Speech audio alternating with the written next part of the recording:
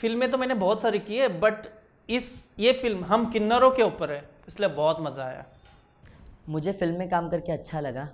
मुझे एक आशा फिल्म में काम करके बहुत अच्छा लगा, बहुत इन्जॉय किया। चेंज आया है, हमारे डायरेक्टर बहुत अच्छे हैं, कैमरामैन बहुत अच्छे, बाकी क्रू मेंबर भी बहुत अच्छे थे। तो चेंज आया है, काफ़ी लोग अच्छे थे, हमारे में भी चेंज आया, शायद उनमें भी चेंज आया है। क्योंकि ये फिल्म जैसे की है उससे तो मुझे लग रहा है कि बहुत इंडिया में चेंज आ सकता है। इस फिल्म से तो इंडिया में तो बहुत सारे चेंज है, लेकिन और भी आएंगे। मतलब क्योंकि मेरा रोल पावरफुल है, चैलेंजिंग है, और इस वजह से मुझे अच्छे अच्छे काम और मिलेंगे, मुझे ऐसा लग रहा है। इस फिल्म रिलीज़ होने के बाद में मेरे बहुत ही चेंज आ जाएगा। एक तो मुझे अच्छे फिल्म मिल जाएगी, कुछ आगे जाके अच्छा कुछ मुझे काम मिल जा सकता है। ये मूवी से तो मेरी लाइफ में बहुत चेंज आए हैं। ये मूवी में जो इन्जॉयमेंट मिला है मुझे, और जो कैरेक्टर मिला है जो स्क्रीन के सामने, बहुत इन्जॉय किया, बहुत अच्छा लगा। एक मेरी लाइफ में एक नया डेवलपमेंट आया। नहीं, बचपन तो आम बच्चों की तरह ही गुजरा। मुझे बचपन से ही पता चल गया था कि मैं एक अंदर से स्त्री हूँ, पर थोड़ा डर लगता था क्योंकि मेरा रहना, मेरा उठना, मेरा बैठना बहुत अलग था लोगों से। पर मैं सोचती थी क्यों, क्योंकि मुझे ये नहीं पता चल रहा था मैं एक स्त्री हूँ, अगर मैं लोगों को बताऊंगी तो लोग मेरे पास क्या नज़र से देखेंगे, इसलिए मैं बहुत डरती थी। मुझे तो पता बचपन से ही था कि मैं ऐसी हूँ, बट फेस नहीं कर पाती थी। मतलब चुप चुप के लड़कियों के कपड़े पहनना, लड़कियों जैसे तैयार होना। मैंने बचपन में बहुत सारे मार भी खाए हैं। हमारे यहाँ, मैं जहाँ रहती थी ना, वहाँ भी किन्नर रहते थे, तो मैं उनके पास आने जाने लगी ऐसे मैं जैसे 10 साल 12 साल की उम्र में उनके अच्छे लगने लगे, जाने लगी, आने लगी, खाने लगी। फिर वहाँ से मुझे एक मेरी गुरु मिली, जिसको मैं गुरु मानती थी, वो मुझे बहुत प्यार करती थी ना। मैंने फर्स्ट टाइम एक 14-15 साल की उम्र में मुझे मेरी गुरु करके मिले थे, और वो बहुत मुझे अच्छे लगते थे। पर मैं बोलती थी इनको मैं कैसे बताऊँ। तो एक दिन मेरी एक सहेली थी, वो मुझे उनके घर पे लेके गई। उनके घर पे लेके जाने के बाद में उनने बोला, तो मैं बहुत डर गई थी पहले उनको देख के, क्योंकि वो ट्रांसजेंडर सब घर में बैठे हुए थे और मैं उनमें कुछ तो नहीं थी। पर मेरे दिल में ये था कि मुझे उनमें कुछ तो जुड़ना है, अगर मैं खुद को छुपाऊंगी तो मैं ज़िंदगी में कभी बन नहीं पाऊंगी। इसलिए मैंने पहले मेरे गुरु से शेयर किया था। तभी मेरे गुरु ने मुझे बोला था ठीक है बेटा, ऐसा है तो पहले घर में रहो, मेरे पास आते जाते रहो। फिर थोड़ा थोड़ा थोड़ा थोड़ा करके उनके यहाँ पे मेरा सब मैंने शेयर किया उनको। मैं एक बार ऐसे ही, मेरे फ्रेंड्स लोग थे कि ना, बहुत सारे फ्रेंड लोग थे कि ना, तो एक बार ऐसे में एक फंक्शन में गई, तो वहाँ पे मेरे गुरु से मेरी मुलाकात हुई। तो उनको मेरा स्वभाव, मतलब मेरा रहने का रहन सहन बहुत अच्छा लगा। उन्होंने मुझे पूछा क्या करते हैं क्या नहीं, तो मैंने पूछा कुछ नहीं, बस ऐसे ही मुझे तैयार होना, बाहर घूमना पसंद है, ये वो। तो उन्होंने मुझे बोला कि हाँ, तुमने कभी ऐसा किसी को ऐसा बताया कि नहीं मैं ऐसा हूँ, मैं वैसा हूँ? तो मैंने बोला कि अब तक नहीं, तो अब तक तो नहीं। तो मुझे उनका स्वभाव बहुत अच्छा लगा, उन्होंने मुझे बहुत प्यार दिया, उन्होंने मुझे बहुत गाइड दिया, मुझे उन्होंने रास्ता दिखाया कि नहीं बाबा, कि ये गलत है, ये सही है। तो उस टाइम पे मैंने कि ठान लिया कि नहीं बाबा, जैसे मेरी फैमिली है वैसे ये मेरी फैमिली है। हाँ, मेरा ड्रीम एक ही था कि मुझे एक्टर बनना है, जो मैं बन गई। बचपन से यही था कि मैं कुछ टीवी पे आ जाऊँ, मैं बचपन से टीवी की बहुत शौकीन थी। मैं छोटी थी तभी मुझे एक था कि मुझे मॉडल तो बनना है, नहीं तो एक्टर तो बनना है। पर आज मैं एक्टर हूँ, ये अच्छा लग रहा है, और मैंने मेरे अरमान पूरे किए।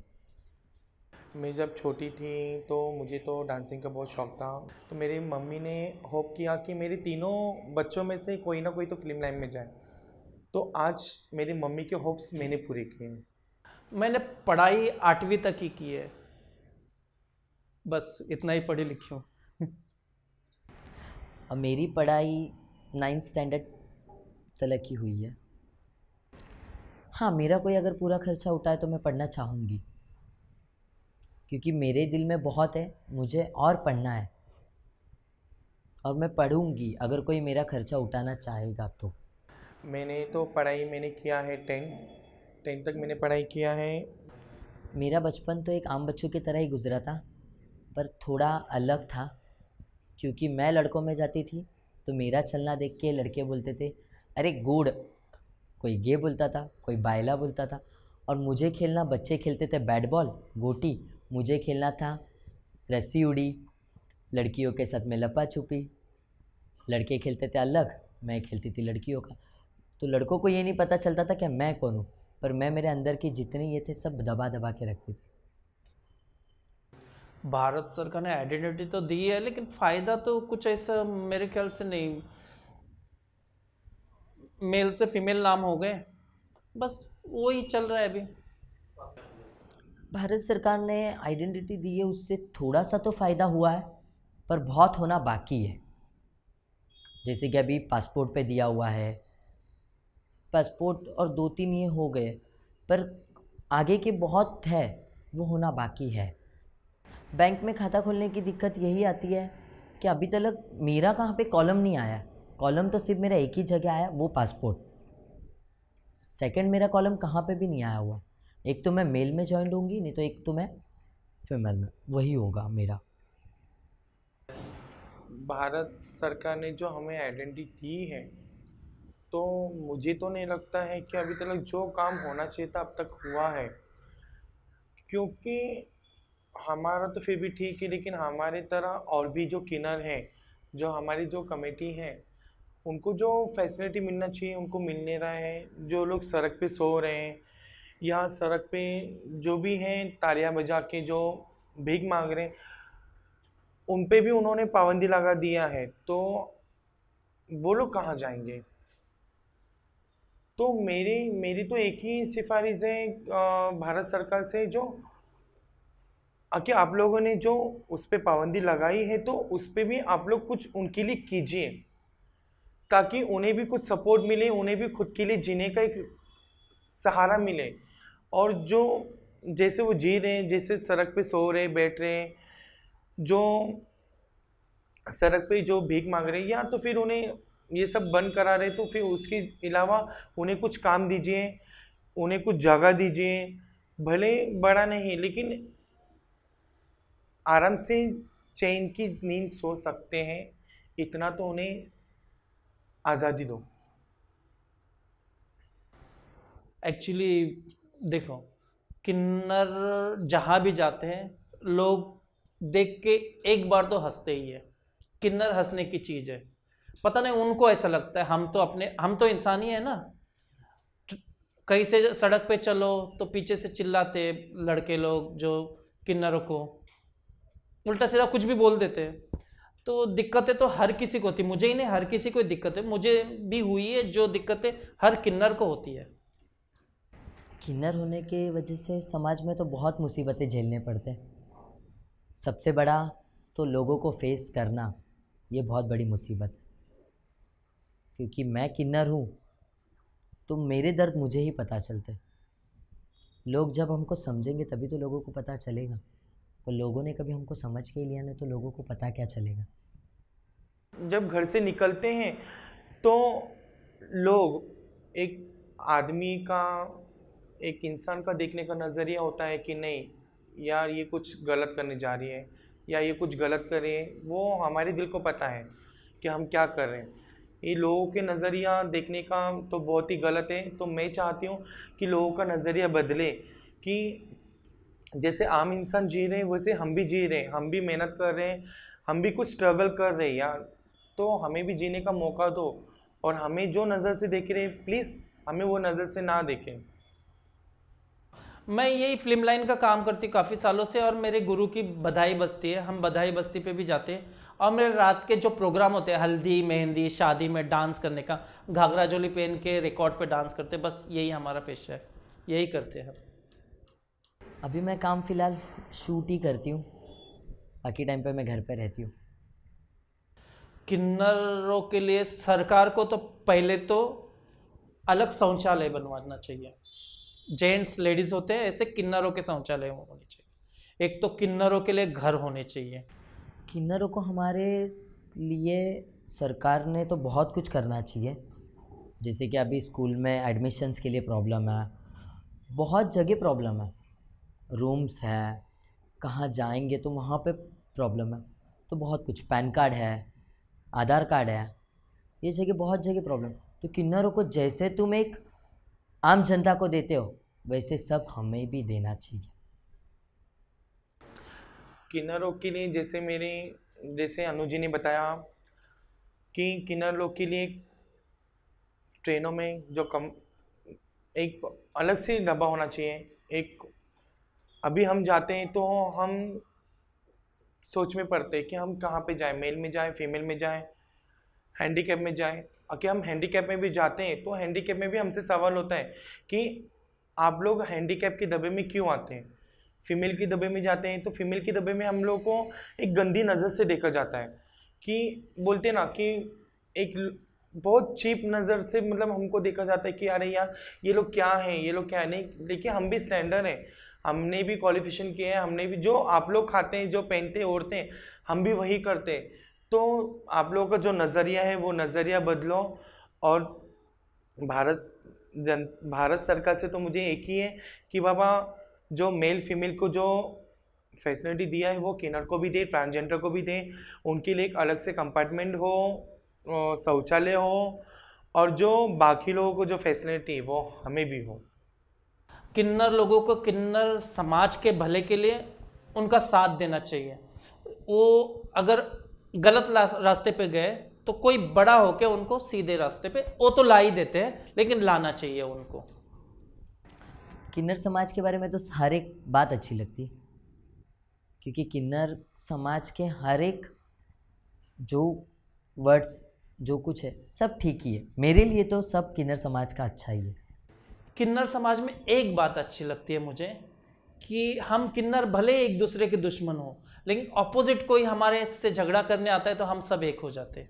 ये बात किन्नरों की बहुत अच्छी है। किन्नर समाज में रहो तो एकदम खुल के हम लोग जीते हैं। किन्नर समाज में अगर रहो ना, हम सब किन्नर लोग खुल के जीते हैं एकदम। नाच गाना हंसी मजाक सब होता है, झगड़े भी होते हैं, मारा मारी होती है, हंसी मजाक होता है। तो किन्नर समाज में रहने का हमारा बहुत अलग ही मजा है। किन्नर समाज की ज़्यादा हॉबी तो एक अच्छी लगती है, किन्नरों का साड़ी पहनना, किन्नरों का रेडी होना। जैसे लोग हमको देख के रेडी होते हैं वैसा। मुझे तो हमारे किन्नर समाज में जो मेरी गुरु जो मुझे आज तक कभी किसी चीज़ के लिए रोक टोक नहीं किया है, जो मैं फ्रीडम लाइफ जी रही हूँ, रोज़ उठना, भगवान को याद करना, मम्मी पापा का चेहरा देखना और सजना संवरना, वो तो किन्नरों की खासियत है, ट्रांसजेंडर की खासियत है सजना संवरना। तो हम जैसे सस्ते संवरते हैं तो बहुत से जो लेडीज़ हैं, लड़कियां हैं, वो लोग भी कुछ नोटिस करते कि नहीं किन्नर है लेकिन सबसे अलग है। मैं यही कहना चाहती हूँ समाज को, सारे समाज को, कि हम बधाई बस्ती वाले, हम किसी के भी घर में खुशियों पे जाते हैं, गलत चीज़ों में नहीं जाते, खुशियों पे जाते, तो हमको प्लीज़ एक्सेप्ट करें, हमको जो भी हमारी बधाई है दे दे। और हम लोग खुशी में जाते और खुश रहने की दुआ देते कि सालों साल तुम्हारे घर में खुशियाँ आए और हम आते रहे। मैं मुंबई में बधाई टोली करती हूँ, मैं बधाई पे जाती हूँ। वही हमारा टाइम होता है, सुबह 6 बजे उठ के जाने का। 8 के पहले कंगन लगता है हमारा, फिर जाके कंगन लगाना पड़ता है। कंगन लगाने के बाद में उनकी जब बधाई होती है उसके टाइम पे उन लोग बोलते हैं बैठो, तो थोड़ा टाइम बैठते हैं। जजमान तब तक चाय नाश्ता करा देता है, कोई जजमान हमें बात करते रहता है। मैंने बधाई बस्ती लेके हम एक बजे घर पे आ जाते हैं। घर पे आने के बाद में खाना पीना खा के फिर थोड़ा आराम, शाम में कहाँ निकले तो बाज़ार चले जाते, कि हमारा रोज़ का जाना बधाई बस्ती। हम लोगों का जो साल का जो वीकेंड्स रहता है, होली है, दिवाली है, बहुत अच्छा लगता है हमें। जब हम घर से निकलते हैं, तैयार होते हैं, ढोलक लेते हैं, जब हमारे गुरु लोग गाना बोलते हैं उसमें नाचना, वो एक अलग ही माहौल होता है इन्जॉयमेंट का। कि लोग जाते हैं, कुछ लोग अच्छे होते हैं, कुछ लोग बुरे होते हैं। जब नाचना, हम जब नाचते हैं तो हमारे नाचने से कुछ पल के लिए लोगों को खुशियाँ मिलती हैं। तो वो हमारे लिए बहुत अच्छा है, बहुत अच्छा महसूस होता है कि नहीं आज हम नाच रहे तो हमारे वजह से लोगों के चेहरे पे जो मुस्कुराहट है, भगवान करे उनके चेहरे पे हमेशा ऐसे ही मुस्कुराहट रहे। नहीं देखो, किन्नर समाज से तो बहुत सारे लोग, अभी तो जमाना बदल रहा है, बहुत सारे लोग अटैच हो रहे हैं और कुछ लोग दूर हटते, किन्नर को देख के मुंह टेढ़ा करते, ये करते। प्लीज, हम भी इंसान हैं, हमको देख के ऐसा ना करें। हम आपके पास देख के हंसे तो अब भी हमारे पास देख के हंसे। आखिर भगवान ने मुझसे कहा कि आपको 2 चीज़ मांगना है, तो मैं चाहूँगी कि मुझे हर जन्म में मुझे मेरी फैमिली, मुझे यही फैमिली मिले और यही मम्मी पापा मिले जो आज फ़ख्र से कह सकते जो मेरे बेटे ने नहीं किया, आज मेरे छोटे बेटे ने वो चीज़ करके दिखाई है। और सेकंड, जो मैं लाइफ जी रही हूँ, मैं चाहूँ कि हर लाइफ मैं ऐसे ही जीऊँ और यही लाइफ मुझे बहुत अच्छी लगती है। अगर भगवान आके नीचे मुझे 2 वरदान बोलेंगे, क्या चाहिए तुझे, क्या बनना है, क्या चाहिए अगले जन्म में, तुझे क्या चाहिए, तो मैं यही बोलूँगी कि अगले जन्म में ये चोले में मुझे किन्नर बना दे। और मुझे जो सेकंड जो है, मैं बोलूँगी जो मम्मी है ना मेरी, बस वही मुझे दे दे। अगर भगवान मेरे सामने आके 2 वरदान बोले तो ना मुझे नर चाहिए ना मुझे नारी, मुझे अगले जन्म भी किन्नर ही भेजना चाहिए।